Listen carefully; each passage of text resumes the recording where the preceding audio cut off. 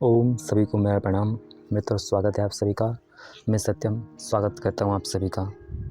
मित्रों, जैसा कि आप सभी जानते हैं, हम देख रहे हैं इस समय उपनिषद, और उपनिषद में भी हमारा चल रहा है इस समय तैत्तिरीय उपनिषद। तैत्तिरीय उपनिषद में 6 अध्याय वल्ली के अब तक हमने 3 अनुवाद देखे हैं। जो जिज्ञासु इस वीडियो पर नए हैं उनसे रिक्वेस्ट है, अगर वो अच्छे से समझना चाहते हैं तो वो इससे पहले जो 3 अनुवाद हम देख आए हैं पहले उनको देख लें ताकि अच्छे से समझ में आए। ठीक है, जो नए जिज्ञासु हैं उनकी जानकारी के लिए बता दूं, देखिए यहाँ पर हम तैत्तिरीय उपनिषद का स्वाध्याय कर रहे हैं, और तैत्तिरीय उपनिषद जो है वो यजुर्वेद से संबंधित है। स्पेशली तैत्तिरीय आरण्यक से ये लिया गया है, और उसी आरण्यक को यहाँ पर तैत्तिरीय उपनिषद के रूप में हम देख रहे हैं। इसमें विशेषकर 3 वल्लियाँ हैं, 6 अध्याय वल्ली, भृगु वल्ली और ब्रह्मानंद वल्ली। अभी हमारी चल रही है 6 अध्याय वल्ली। ठीक है, तो इसी 6 अध्याय वल्ली में कुछ अनुवाक हैं, जिनमें से अभी हम 3 अनुवाकों को देख आए हैं, और आज की इस वीडियो में हम स्टार्ट कर रहे हैं 4th अनुवाक। सो चलिए बिना किसी विलंब के स्टार्ट करते हैं। स्टार्ट करने से पहले आप लोगों से एक रिक्वेस्ट है कि वीडियो को अंत तक ज़रूर देखिएगा, तभी आपको कुछ समझ में आएगा। इसमें मैं पहले श्लोक पढ़ूंगा, फिर उसका अर्थ बताऊंगा और फिर उसको समझने का प्रयास करेंगे। ठीक है, तो इसका पहला श्लोक कहता है, तैत्तिरीय उपनिषद 6 अध्याय वल्ली 4th अनुवाक। श्लोक प्रथम, यह छंदशाम ऋषभः विश्वरूपः छंदोभ्य अमृतात अधिसंभूभव सह मा इंद्र मेधया इस प्रणोतु अमृतस्य देवा धारणा भूयशं शरीरं मे विचर्षणं जिह्वा मे मधुमत्तमा कर्णाभ्यां भूरि विश्रुवं ब्रह्मणः कोशः अशी मेधया पिहिता श्रुतम मे गोपायः। यह श्लोक है। इसका अर्थ करते हुए बताते हैं ये कि जो छंदों में ऋषभ छंद की भांति विश्वरूप है। अब यहाँ पर छंद का मतलब क्या है? छंदों का मतलब यहाँ पर वेदों से लिया गया है कि जो वेदों में ऋषभ छंद की भांति, ऋषभ मतलब यहाँ पर परमात्मा को बताया गया है जो उत्पादक है। ठीक है, तो जो छंदों में ऋषभ छंद की भांति विश्वरूप है, या इसको ऐसे कह लीजिए कि जो वेदों में ऋषभ छंद की भांति विश्वरूप है। वेदों में कौन है, किसकी वाणी है? वेद, परमात्मा की। तो जो वेदों में जो विश्वरूप है, मतलब जो समस्त वेदों का सार है, वह परमानंद परमात्मा। जैसे सब छंद ऋषभ छंद में समा जाते हैं, वैसे सब रूप जिसके रूप में समा जाते हैं। जो छंदों में से झरे हुए अमृत में से आविर्भूत होता है, प्रकट होता है, वह इंद्र मेधा से मेरा पालन करे। मतलब बात की जा रही है परमात्मा की जिसकी वाणी वेद है, और उन समस्त वेदों में परमात्मा ही का ही अपना वर्णन है। जो कुछ भी बातें बताई हैं सब परमात्मा से ही रिलेट करती हैं, उस ब्रह्म से ही रिलेट करती हैं। उसी को ये बता रहे हैं। ये कह रहे हैं जैसे छंदों में ऋषभ छंद की भांति विश्व रूप है, जैसे सब छंद ऋषभ छंद में समा जाते हैं, वैसे सब रूप जिसके रूप में समा जाते हैं। जितने भी रूप हैं, जितने भी जीव जंतु हैं, अंतोगत्वा सब उस परमपिता परमात्मा के ही विभिन्न विभिन्न रूप हैं, सब में परमात्मा है। जो छंदों में से झरे हुए अमृत में से आविर्भूत होता है, वह इंद्र मेधा से मेरा पालन करे। मेधा मतलब बुद्धि से मेरा पालन करे, क्योंकि बुद्धि एकमात्र ऐसी चीज़ है जो मनुष्य में है। वैसे तो सभी जीव जंतुओं में है, लेकिन मनुष्य में सबसे अधिक है, इसीलिए मनुष्य समस्त जीवों पर राज कर रहा है। सो बुद्धि से मेरा पालन करने का मतलब ये है कि मेरी बुद्धि सन्मार्गी हो, सुमार्ग पर चलने वाली हो, और जिससे मेरा कल्याण हो सके उस मार्ग पर मेरे को चलाने वाली हो। मतलब क्या कि बुरी चीज़ों से मेरे को हटाने वाली हो, कुमार्ग, व्यभिचार और विकार, दोषों से मेरे को मुक्त कराने वाली हो, और उस परमपिता परमात्मा के मार्ग पर चलाने वाली हो। आगे लिखते हैं कि मैं अमृत के दिव्य गुणों को धारण करूं। अमृत मतलब यहाँ पर वेद या वेदांत कह दीजिए, कि मैं अमृत के दिव्य गुणों को धारण करूं। मतलब वेदों में और वेदों से संबंधित जितने भी शास्त्र हैं, उनमें से मैं दिव्य गुणों को धारण करूं, उनका स्वाध्याय करूं, उनका अध्ययन करूं, उनको पढ़ूं।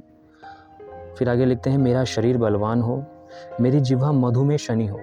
मेरी जिह्वा मधु में शनि का मतलब ये है कि मेरी वाणी जो मधुर हो, मीठी हो, वाणी में कड़वाहट ना हो। आगे लिखते हैं, कानों से मैं खूब सुनूं। अब यहाँ पर खूब सुनूं का मतलब पहले टाइम पे सुनने से ही विद्या प्राप्त होती थी। उस समय पे लिखने का तो कोई इतना विधान है नहीं था। तो ये उस समय के हिसाब से इन्होंने बताया, कानों से मैं खूब सुनूं, अर्थात खूब विद्या अर्जन करूँ, खूब ज्ञानार्जन करूँ। फिर आगे लिखते हैं, हे इंद्र तू ज्ञान का कोश है। इंद्र किसको संबोधित कर रहे हैं यहाँ पर? इंद्र का मतलब है यहाँ पर उस प्रभु से। हे इंद्र तू ज्ञान का कोश है, खजाना है, मेधा से चारों तरफ से घिरा हुआ है। फिर आगे लिखते हैं, मैं जो कुछ सुनूं उसकी मैं रक्षा भी कर सकूं, ऐसी मुझे शक्ति दे। सो उस प्रभु से प्रार्थना की जा रही है कि हे प्रभु, केवल मैं सुनूं ही सुनूं ना, अपितु जो कुछ भी मैं सुनूं, जो कुछ भी मैं ज्ञान प्राप्त करूं, उसकी मैं रक्षा भी कर सकूं, ऐसी मुझे शक्ति दे। तो ये प्रथम श्लोक का अर्थ हुआ। आइए देखते हैं दूसरा श्लोक क्या कहता है।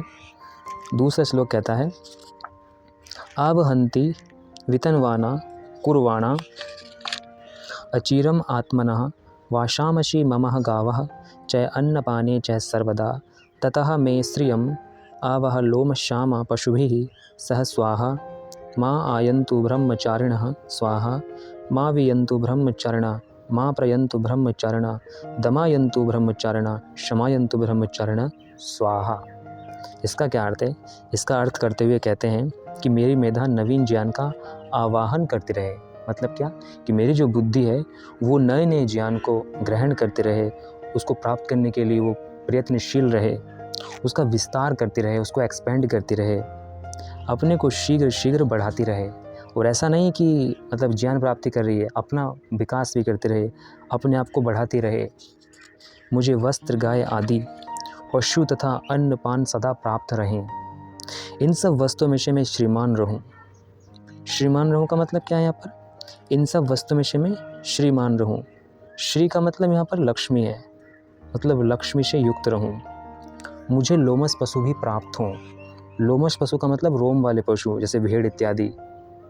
परंतु इन सब धन धान्यों को पाकर भी मैं सब कुछ ब्रह्मार्पण कर दूं। सब कुछ पाकर भी मैं उस प्रभु को सब कुछ समर्पित कर दूं। ऐसा नहीं है कि सब कुछ मेरे को प्राप्त हो गया तो मैं ये अपना ही समझ रहा हूँ, नहीं। सब कुछ पाकर भी मैं सब कुछ अपना उस प्रभु को अर्पण कर दूं, समर्पित कर दूं। मतलब एक समर्पण का भाव भी होना चाहिए।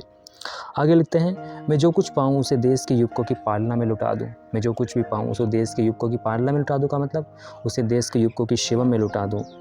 फिर लिखते हैं, चारों तरफ से ब्रह्मचारी लोग मुझे घेर लें। ब्रह्मचारी लोग मुझे घेर लें मतलब जो साधक हैं, जो ब्रह्म में विचरने वाले हैं, वे लोग मुझे घेर लें चारों तरफ से। आमायन्तु ब्रह्मचारिणा, विशेषकर ब्रह्मचारी ही मुझे घेरें, खूब घेरें। मतलब मेरा जो सराउंडिंग हो, मेरे चारों तरफ एक ऐसे लोग हों जो ब्रह्म में विचरने वाले हों, जो ब्रह्मचारी हों, जिनसे मैं ज्ञान प्राप्त करता रहूं और उनकी सेवा भी करता रहूं, भिक्षा के रूप में या उनको किसी वस्तु को देने के रूप में, उनको वस्त्र देने के रूप में, उनको भोजन देने के रूप में, इत्यादि रूप से मैं उनकी सेवा भी करता रहूं और उनसे ज्ञान प्राप्ति भी करता रहूं। आगे लिखते हैं, इंद्रियों का दमन करने वाले, अंतःकरण को शांत रखने वाले ब्रह्मचारी मुझे प्राप्त हों। तो ये दूसरे का अर्थ हुआ। आइए देखते हैं तीसरा श्लोक क्या कहता है। यशः जने आसानि श्रेयान् वश्यश्चः आसानि तमः त्वा भग प्रविशन्ति सह मा भग प्रविश तस्मिन् सहस्त्रशाखे भग अहं त्वयि निमृजे यथा आपः प्रवतः यथा मासा अर्हजरम् एवं मां ब्रह्मचारिणा धातः या आयन्तु सर्वथा स्वाहा प्रतिवेश असि मा प्रबाहि मा प्रपद्यस्व। इसका क्या अर्थ है? इसका अर्थ करते हुए कहते हैं ये कि ब्रह्मचारियों में ही नहीं, जन समुदाय में भी मैं यश रूप हो जाऊं। मतलब केवल संतों की दृष्टि में या जो ब्रह्म में विचरने वाले, जो ब्रह्म की आराधना करने वाले लोग हैं, केवल उन लोगों में ही नहीं अपितु जो सामान्य जन समुदाय है उनमें भी मैं यश रूप हो जाऊं। मतलब उनमें भी मेरा यश बढ़े, धनी पुरुषों में मैं श्रेष्ठ माना जाऊं। हे ऐश्वर्य रूप भगवान, मैं तुझ में समा जाऊं और तू मुझ में समा जाए। देखो कितनी अच्छी बात बोली जा रही है। परमात्मा से प्रार्थना की जा रही है कि हे ऐश्वर्य रूप भगवान, मैं तुझ में समा जाऊं और तू मुझ में समा जाए। तू सहस्त्र शाखाओं वाला है, यह विश्व मानो विशाल वृक्ष है। अब बड़े ध्यान से सुनना, एक एक वस्तु उसकी शाखा प्रशाखा है। ये संपूर्ण विश्व एक विशाल वृक्ष है, संपूर्ण विश्व एक विशाल वृक्ष है और एक एक वस्तु उसकी शाखा है, उसकी प्रशाखा है, उसकी ब्रांच है, उसकी सब ब्रांचेस है। ये सब तेरे ही नाना रूप हैं। मैं तेरे इन नाना रूपों में से किसी में भी एक समा जाऊं और इस प्रकार तुझ में समाकर अपने को शुद्ध करूं। प्योर करूं।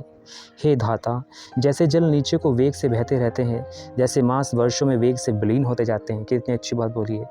जैसे जल हमेशा नीचे की ओर बहता है, जैसे महीने, मास, मंथ वर्षों में वेग से विलीन हो जाते हैं, ऐसे ही चारों तरफ से ब्रह्मचारी मेरी तरफ उमड़ पड़े।